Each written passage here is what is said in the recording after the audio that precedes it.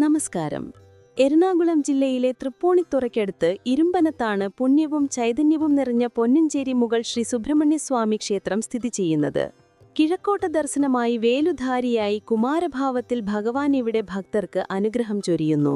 ഈ ക്ഷേത്രത്തിലെ പ്രധാന വഴിപാടാണ് ചൊവ്വാഴ്ചകളിലെ ഒറ്റനാരങ്ങ സമർപ്പണവും നെയ്വിളക്കും.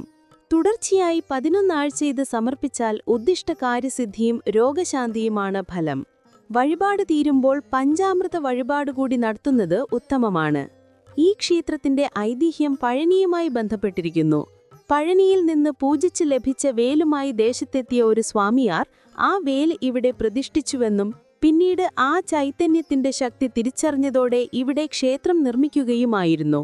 സുബ്രഹ്മണ്യസ്വാമിക്ക് പുറമെ ഗണപതി, ശാസ്താവ്, ഭദ്രകാളി, ദുർഗാദേവി, നാഗങ്ങൾ തുടങ്ങിയ ഉപദേവതകളും ഇവിടെ കുടികൊള്ളുന്നു. ക്ഷേത്രകാര്യങ്ങൾ ചിട്ടപ്പെടുത്തുന്നതിനായി മംഗളപ്രശംസിനി യോഗം രൂപീകരിച്ച് പിന്നീടത് മംഗളപ്രശംസിനി സഭ എന്ന പേരിൽ രജിസ്റ്റർ ചെയ്യുകയും ചെയ്തു. എല്ലാ ഷഷ്ടിക്കും ഇവിടെ പ്രാധാന്യമുണ്ട്.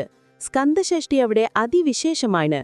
ഇത്തവണ ഒക്ടോബർ 22 മുതൽ 27 വരെ ശ്രീമദ് സ്കാന്ദപുരാണ മഹായജ്ഞത്തോടെയാണ് സ്കന്ദഷഷ്ടി ആഘോഷിക്കുന്നത്.